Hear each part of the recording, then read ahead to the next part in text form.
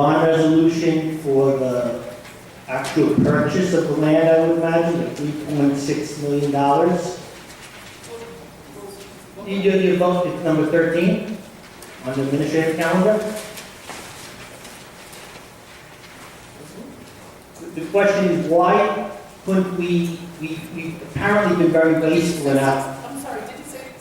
Number 13. Right, but didn't you say $6 million?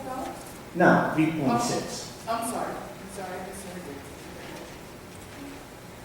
My mouth is getting dry.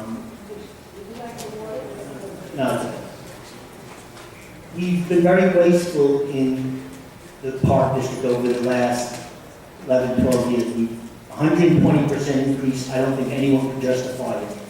The way I say before how everything is connected, my personal feeling is I don't know too much about the purchase of the land as far as whether, I don't know what the rents we pay because it wasn't told to me. We should have educated everyone in the town, which I'm all for the transparency, so we know that we're paying rent, how much we're paying rent, so people can make a decision as to whether this bond resolution is a good deal. I don't even know, how can I decide whether this is a good price, and I don't even know what the rents are, because you didn't tell us. And that's part of notification, of letting people know what's going on, so we can have 100 Franklin Square residents here giving their opinion, not just me. And maybe you'll be happy, because I'll be only 1% instead of 100%. So the thing is, we've been very wasteful. We spent 120%. We spent $1.6 million more, $4 million more than we did 11 years ago. I would like to see us purchase this land if it's a good deal, without borrowing any money, without using that.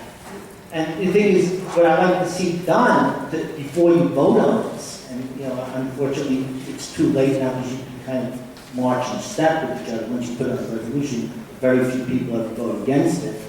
But have a real public hearing so people know what this bond resolution is about, $3.6 million, how much we're paying now, how much is the cost per household now to pay the rents versus the cost per household to buy the property. We need to get that out to the public first before I would propose it and not vote on number 13 until you have a real public hearing with the public here. So the public, not just me, can make a decision as to whether it's economical to do so. Mr. Roth had noted before the manner by which the public notices went out. If you're applying or not about the legitimacy or the completeness of our notification, but we undertook every legal notification that we are required to for this application and for every other application as well. I don't doubt that one bit.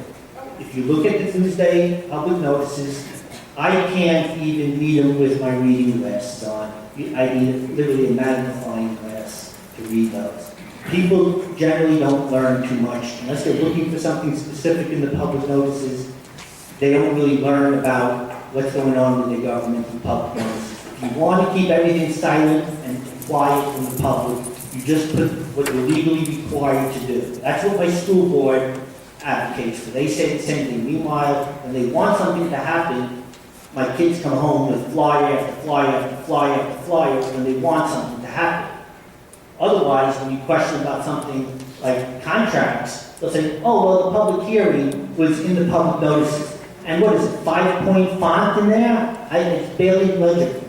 But the thing is, I would really seriously, I would like the board not to vote on 13 today until the public is adequately notified of this, what the current cost per household is now, versus what will be at the current interest rate that we're going to be able to get now that we're a notch lower, and let the people decide and tell you what it is. What I wanted to read before was, and this is relevant because ours was the first revolution in the history of mankind that truly reversed the course of government with 3 little words. We the people.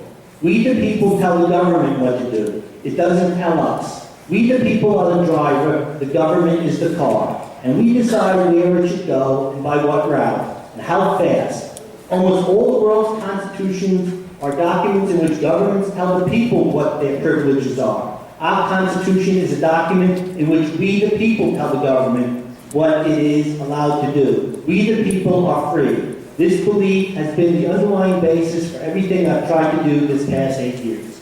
Do you know who said that? Ronald Reagan. Ronald Reagan.